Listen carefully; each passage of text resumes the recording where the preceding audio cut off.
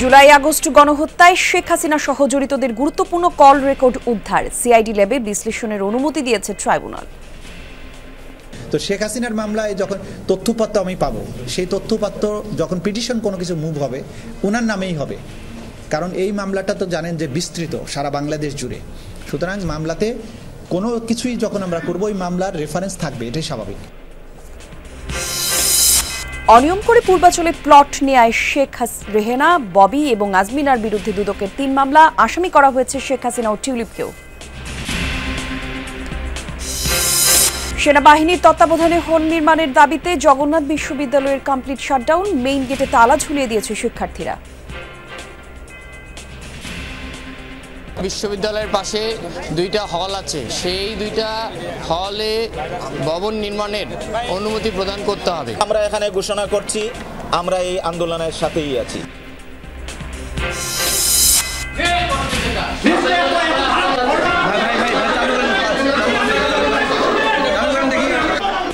তুমুল হট্টগোলে রংপুরে পণ্ড হল নেসকোর প্রিপেইড মিটার স্থাপন মতবিনিময় সভা, প্রেজেন্টেশনে মুজিব বর্ষের লোগো ব্যবহারের প্রতিবাদ।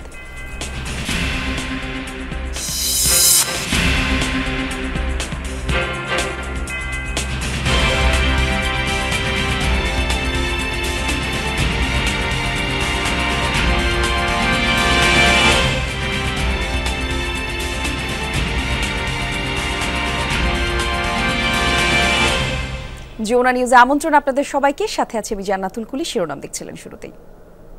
জুলাই আগস্ট গণহত্যায় সাবেক প্রধানমন্ত্রী শেখ হাসিনা সহ জড়িত অনেকের গুরুত্বপূর্ণ কল রেকর্ড হাতে পেয়েছে আন্তর্জাতিক অপরাধ ট্রাইব্যুনালের প্রসিকিউশন। কল রেকর্ডগুলো বিশ্লেষণের জন্য সিআইডি ল্যাবে পাঠানোর অনুমতি দিয়েছে ট্রাইব্যুনাল, জানিয়েছেন chief prosecutor advocate Tajul Islam. এক ব্রিফিংয়ে তাজুল ইসলাম জানান, কল রেকর্ডের পাশাপাশি পাওয়া গেছে ভিডিও ফুটেজ এবং টেক্সট মেসেজ। প্রসিকিউটর আরও বলেন, আইন অনুযায়ী এ বিষয়ে ব্যবস্থা নেওয়া হবে। আর এর আগে ডিজিটাল টিমের প্রসিকিউশনের ডিজিটাল ফরেন্সিক বিশেষজ্ঞ তানভীর হাসান জোহা জানান, ওই এভিডেন্সে গুমের ঘটনায় গুরুত্বপূর্ণ তথ্য প্রমাণও পাওয়া গেছে। এদিকে ট্রাইব্যুনালে শহীদ আবু সাঈদের পরিবার আনুষ্ঠানিক অভিযোগ করেছে বলে জানান চিফ প্রসিকিউটর।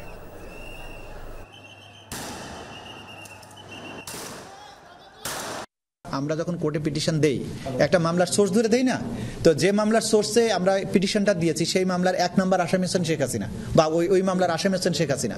তো শেখ হাসিনার মামলায় যখন তথ্যপত্র আমি পাবো, সেই তথ্যপত্র যখন পিটিশন কোনো কিছু মুভ হবে ওনার নামেই হবে, কারণ এই মামলাটা তো জানেন যে বিস্তৃত সারা বাংলাদেশ জুড়ে। সুতরাং মামলাতে কোনো কিছুই যখন আমরা করবো ওই মামলার রেফারেন্স থাকবে, এটাই স্বাভাবিক। দ্যাট ডাজ নট মিন যে সবকিছুই ওনার বক্তব্যই টেস্ট করা হচ্ছে, নট দ্যাট। তথ্য গোপন সহ নানা অনিয়ম করে পূর্বাচলে 10 কাঠা করে 30 কাঠা প্লট নেওয়ার অভিযোগ শেখ রেহানা, তার ছেলে ববি এবং মেয়ে আজমিনার বিরুদ্ধে 3টি মামলা করেছে দুদক। প্রভাব বিস্তার আর ক্ষমতার অপব্যবহারের অভিযোগে 3 মামলাতেই আসামি করা হয়েছে শেখ হাসিনা, ব্রিটিশ মন্ত্রী টিউলিপ সিদ্দিক সহ রাজুক ও গণপূর্তের কর্মকর্তারা। দুদক মহাপরিচালক মোহাম্মদ আখতার হোসেন জানান, এই সময় এসব মামলা অনৈতিক সুবিধা দেওয়ার ঘটনায় আসামি করা হয়েছে রাজুক এবং গণপূর্তের সংশ্লিষ্ট কর্মকর্তাদের। অভিযোগে বলা হয়, প্রধানমন্ত্রী থাকা অবস্থায় শেখ হাসিনা তার উপর ক্ষমতা অপব্যবহার করে বরাদ্দ পাওয়ার যোগ্য না হওয়া সত্ত্বেও পূর্বাচল আবাসন প্রকল্পের 27 নম্বর সেক্টরে নিজে এবং পরিবারের 6 সদস্যের জন্য নামমাত্র মূল্যে 10 কাঠা করে ওই 6টি প্লট বরাদ্দ নেন। গত বছরে 26 ডিসেম্বর এই অভিযোগ অনুসন্ধান শুরু করে দুদক, আর প্রাথমিক তথ্য প্রমাণ পাওয়ায় এখন মামলাটি করছে সংস্থাটি। অভিযোগ সংশ্লিষ্ট জনাব রেহানা সিদ্দিক, তার মেয়ে জনাব টিউলিপ রিজওয়ানা সিদ্দিক এবং জনাব শেখ হাসিনা সাবেক প্রধানমন্ত্রী সহ মোট 15 জন আসামির বিরুদ্ধে আজ একটি মামলা রুজু হয়েছে। রাজুক পূর্বাচল প্রকল্পে বেআইনিভাবে পরস্পর যোগসাজশে ক্ষমতার অপব্যবহারপূর্বক প্লট বরাদ্দের প্রেক্ষিতে এই আলোচ্য মামলাগুলো রুজু করা হয়েছে। ব্রিটেনের রাজা চার্লসের একটি দাতব্য সংস্থায় 2.5 লাখ পাউন্ড অনুদান দিয়েছেন সালমান এফ রহমানের ছেলে শায়ান এফ রহমান। এমন প্রতিবেদন করেছে দেশটির প্রভাবশালী গণমাধ্যম সানডে টাইমস। বলা হচ্ছে, দারিদ্র্য বিমোচনের লক্ষ্যে 2007 সালে ব্রিটিশ এশিয়ান ট্রাস্ট নামের একটি দাতব্য সংস্থা গড়ে তুলেছিলেন তৎকালীন ব্রিটিশ রাজপুত্র তৃতীয় চার্লস। শায়ান রহমান এই তহবিলেই 2.5 লাখ পাউন্ড অনুদান দেন। 2018 সালে বাংলাদেশে এই ট্রাস্টের কার্যক্রম শুরুতে সহায়তা করেন তিনি। শায়ান এই দাতব্য সংস্থার উপদেষ্টা কাউন্সিলের চেয়ারম্যান। সানডে টাইমস অনুসন্ধান আরও বলছে, শায়ান এফ রহমান একটি অফশোর ট্রাস্টের মাধ্যমে উত্তর লন্ডনের গোল্ডস গ্রিন এলাকায় 12 লাখ পাউন্ড দিয়ে একটি বাড়ি কিনেছিলেন, আর সেখানেই থাকতেন টিউলিপ সিদ্দিকের মা এবং শেখ হাসিনার বোন শেখ রেহানা।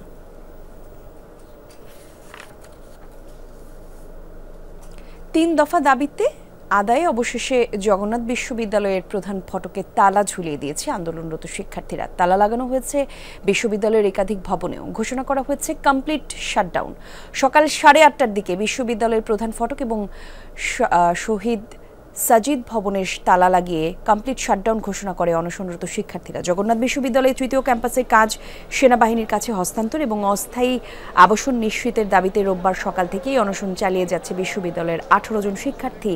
এর মধ্যে কয়েকজন অসুস্থ হয়ে পড়েছে। অনশনরত শিক্ষার্থীরা বলেন, দাবি আদায় না হওয়া পর্যন্ত অনশন চালিয়ে যাবেন তারা।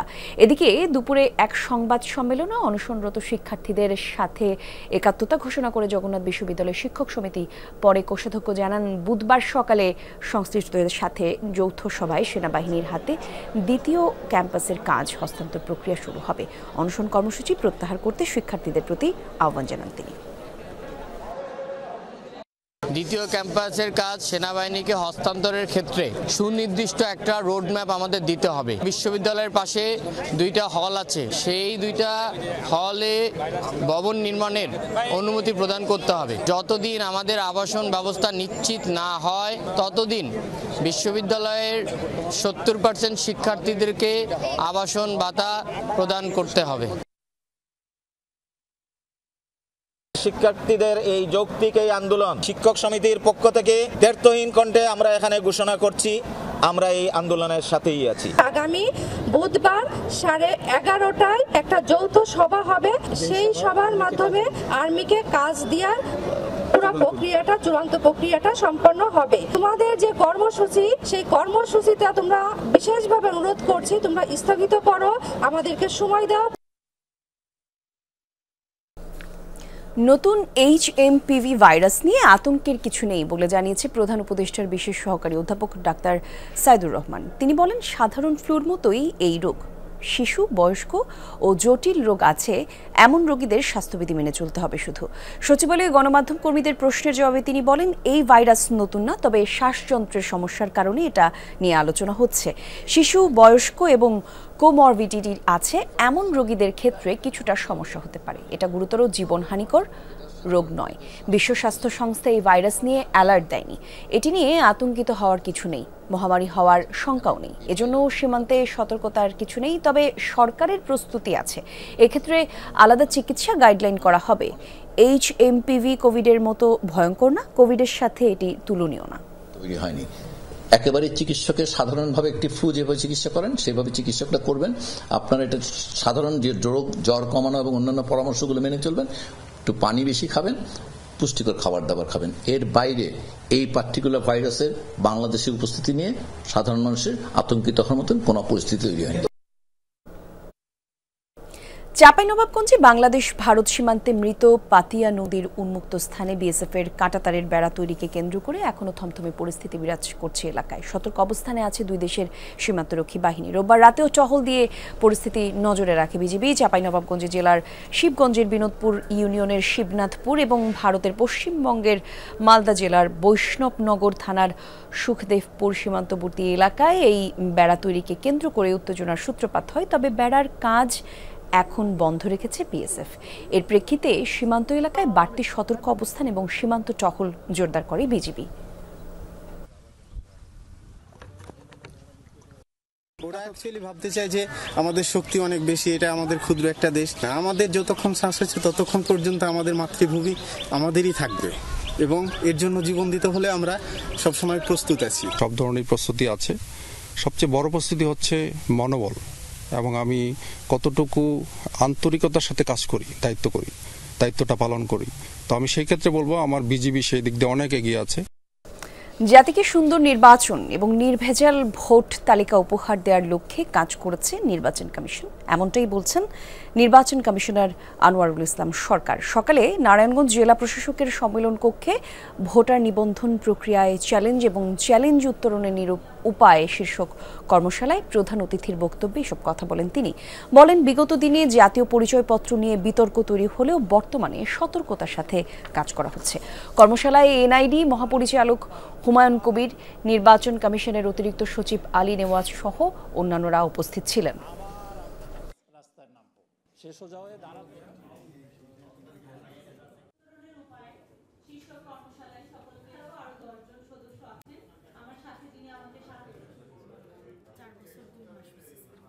এই দেশে একটা নির্ভেজাল গণতন্ত্র প্রতিষ্ঠিত হোক, সেটি তারা প্রত্যাশা করে এবং সেটির জন্য তারা জীবনপণ দিয়ে চেষ্টা করছেন এবং করে যাবে।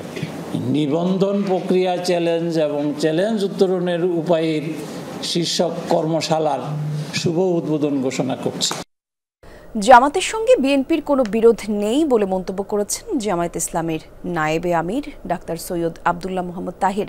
সকালে মগবাজারে ব্রাজিলের রাষ্ট্রদূত পাওলো ফার্নান্দো দিয়াস ফেরেসের সাথে জামায়াতের আমির ডাক্তার শফিকুর রহমান সাক্ষাৎকারে এসব কথা বলেন নায়েবে আমির। আর তিনি বলেন, বিএনপির সঙ্গে কোনো দূরত্ব আছে বলে মনে করে না জামায়াত, বিএনপির সাথে একসাথে কাজ করবে তার দল। আর জামায়াতের নায়েবে আমির জানান, বাংলাদেশে ব্রাজিলের কোনো বিনিয়োগ না থাকায় এদেশে বিনিয়োগের আহ্বান জানানো হয়েছে। ব্রাজিলিয়ান অ্যাম্বাসেডর এবং তার এখন এই বৈঠকের উপরে প্রথমে বিএনপির সাথে আমাদের তেমন কোনো বিরোধ নেই, মত পার্থক্য নেই। ছোট ছোট ইস্যুগুলোতে কেউ ফেরি ফেরি বা সাইডে কথা বলছেন, সেটা এত ধর্তব্য বিষয় নয়। বিএনপির নজরুল ইসলাম খান সাহেব, মাননীয় সেক্রেটারি জেনারেল ওদের প্রেসিডেন্ট সাহেব ভেরি ক্লিয়ারলি বলেছেন যে জামাতের সাথে আমাদের কোনো বিরোধ নেই, আর জামাত এটা ফিল করে না যে বিএনপির সাথে আমাদের কোনো গ্যাপ আছে। We are working together. নিজের তৈরি আইনের দোহাই দিয়ে শেখ হাসিনা ও তার পরিবার দেশের যেখানে ইচ্ছে সেখানে জমি দখল করেছেন, এমন অভিযোগ করেছেন বিএনপির সিনিয়র যুগ্ম মহাসচিব রুহুল কবির রিজভী। বলেন, শুধু পূর্বাচলেই শেখ হাসিনা নিজের পরিবারের নামে 60 কাঠা জমি দখল করেছেন। সকালে নয়াপল্টনে খালেদা জিয়ার রোগ মুক্তি কামনায় জাতীয়তাবাদী রিকশা, অটো, ভ্যান চালক শ্রমিক দল আয়োজিত দোয়া মাহফিলে তিনি এসব কথা বলেন। রিজভী বলেন, দেশের সকল সম্পদ লুট করে নিজের আঁচলের নিচে রেখেছিলেন স্বৈরাচার শেখ হাসিনা। বিভিন্ন প্রকল্পের নামে দেশ থেকে 80,000 কোটি টাকা পাচার করেছে তার পরিবার। শেখ হাসিনার আমলে সীমান্তে ভারতের কাঁটাতারের বেড়া ধরার ঘটনার সমালোচনা করেন এই নেতা। বাংলাদেশের যে কোনো জায়গায় যে কোনো সম্পত্তি যেটা ভালো মনে করেছে, শেখ হাসিনার পছন্দ হয়েছে, সেটাকেই সে আত্মসাৎ করেছে একটা কি বলে যে নামমাত্র একটা আইনি কাঠামোর মধ্যে। আইনি কাঠামোটা কি? শেখ হাসিনাকে তৈরি করা। 80,000 কোটি টাকা শেখ হাসিনা এবং তার পরিবারের নামে বাংলাদেশ থেকে পাচার হয়েছে। মানুষকে সচেতন করতে সীমান্তে ছাত্র প্রতিনিধি পাঠানোর ঘোষণা দিয়েছে সার্বভৌমত্ব আন্দোলন। সকালে প্রেস ক্লাবের সামনে এক সংবাদ সম্মেলনে সংগঠনটির নেতারা এসব ঘোষণা দেন। সার্বভৌমত্ব আন্দোলনের কেন্দ্রীয় সংগঠন শামীম রেজা সীমান্তে কাঁটাতার দেয়া, ভারতীয় মিডিয়ার অপপ্রচার সহ বিভিন্ন ইস্যুতে বাংলাদেশ সরকারের কাজ করতে আহ্বান জানান। যুবকদের জন্য যুদ্ধের প্রশিক্ষণের ব্যবস্থা করতে সরকারের প্রতি পরামর্শ তার, আর এই বিষয়ে রাজনৈতিক দলগুলোকে ভূমিকা রাখতে কথা বলেন তিনি। এ সময় সংগঠনটির ছাত্র প্রতিনিধিরা বলেন, দেশের সার্বভৌমত্ব রক্ষায় সীমান্তে অবস্থান করতে চান তারা। ভারতকে উদ্দেশ্য করে বলেন, ভারতকে বন্ধু হিসেবে জানি, তারা যদি শত্রু হিসেবে নেয় তার জবাব দিতে জানেন তারা। প্রতিবেশী রাষ্ট্রকে দেশের সার্বভৌমত্বে আঘাত করা থেকে বিরত থাকতে হুঁশিয়ারি দেন তারা।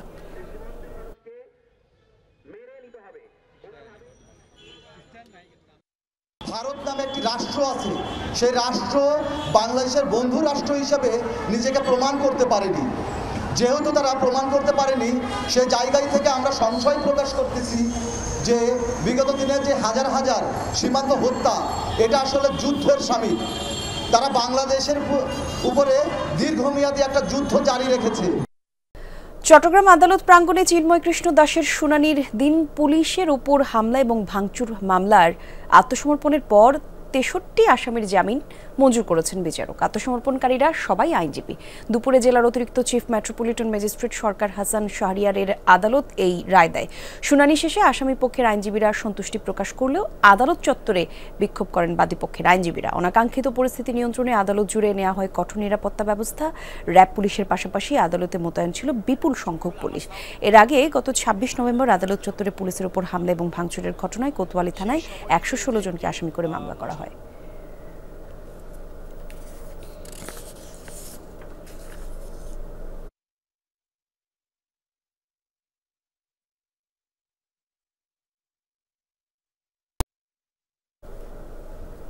তুমুল হট্টগোলের মুখে রংপুর ডিসি অফিসে পণ্ড হয়েছে নর্দার্ন ইলেকট্রনিক সাপ্লাই কোম্পানি নেসকোর প্রিপেইড মিটার স্থাপন বিষয়ক মতবিনিময় সভা। প্রেজেন্টেশনে শেখ মুজিবুর রহমানের ছবি সহ মুজিব বর্ষের লোগো ব্যবহার নিয়ে প্রতিবাদ জানান উপস্থিত অংশীজনরা। জেলা প্রশাসক জানিয়েছেন সংশ্লিষ্ট কর্মকর্তার বিরুদ্ধে ব্যবস্থা নেওয়ার জন্য লিখিত অভিযোগ জানানো হবে। সমাধান না হওয়া পর্যন্ত রংপুরে বন্ধ থাকবে প্রিপেইড মিটার স্থাপনের কার্যক্রম।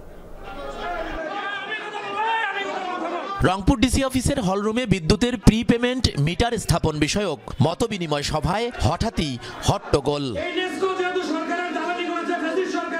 সভায় প্রেজেন্টেশন দিচ্ছিলেন প্রকল্পের নির্বাহী প্রকৌশলী সাইদুল মুরসালিন। স্ক্রিনে শেখ মুজিবুর রহমানের ছবি সহ মুজিববর্ষের লোগো সম্বলিত ছবি ভেসে উঠতেই প্রতিবাদে ফেটে পড়েন উপস্থিত সবাই। বন্ধ হয়ে যায় প্রেজেন্টেশন। নেসকো যে গত কয়েক বছরে দুর্নীতি করেছে প্রকল্পগুলো নিয়েছে, যে কর্মকর্তারা এখনো বহাল তবিয়তে আছে, তারাই আসলে মূলত এই ঘটনা ঘটিয়েছে যে এই বিভিন্ন একটি অরাজক পরিস্থিতি সৃষ্টি করার জন্য। নেসকোর যে চিফ ইঞ্জিনিয়ার তিনি হচ্ছে ফেসিস্ট আমলের নিয়োগপ্রাপ্ত। আমাদের কাছে এমন তথ্য আছে যে উনি 10 নম্বর থেকে 1 নম্বরে এসে নিয়োগ পেয়েছে। আজকের এই যে সবাই যে অনাকাঙ্ক্ষিত পরিস্থিতি হলো, এর জন্য যারা দায়ী তাদেরকে চিহ্নিত করে বিচার করতে হবে। পাশাপাশি রংপুরে প্রিপেড মিটারের কোনো প্রকল্প হবে না। প্রতিবাদের মুখে পণ্ড হয় সভা। এটা অনাকাঙ্ক্ষিত এবং আমি এর জন্য দুঃখ প্রকাশ করতেছি। এটা কিভাবে আসলো এটা আমরা তদন্ত করে পরবর্তীতে ব্যবস্থা নেব। সুরাহা না হওয়া পর্যন্ত প্রকল্পের কাজ বন্ধ রাখার কথা জানিয়েছেন জেলা প্রশাসক। এটা কোনোভাবে গ্রহণযোগ্য না এবং আমাদের কাছে মনে হচ্ছে যে তারা এটা আমাদের এই সভাটাকে বিতর্কিত করার জন্য হয়তো এটা ইচ্ছাকৃতভাবে এটা কোনো উদ্দেশ্য প্রণোদিত। আমরা এই বিষয়টি আমাদের যে ঊর্ধ্বতন কর্তৃপক্ষ রয়েছে এবং আমাদের যে মন্ত্রণালয় রয়েছে, সংশ্লিষ্ট মন্ত্রণালয় রয়েছে, সেই মন্ত্রণালয় কর্তৃপক্ষের কাছে তাদের বিরুদ্ধে ব্যবস্থা গ্রহণের জন্য আমরা এখানে আজকে আমরা পত্র প্রেরণ করব। এর আগে গত 22 ডিসেম্বর তথ্য মেলায় শেখ হাসিনা ও শেখ মুজিবুর রহমানের ছবি সম্বলিত লিফলেট বিতরণের ঘটনায় সংশ্লিষ্ট 3 কর্মকর্তার বিরুদ্ধে বিভাগীয় ব্যবস্থা নেয় প্রশাসন। সরকার মাঝারুল মান্নান, যমুনা নিউজ, রংপুর। দর্শক, এই ছিল যমুনা নিউজ।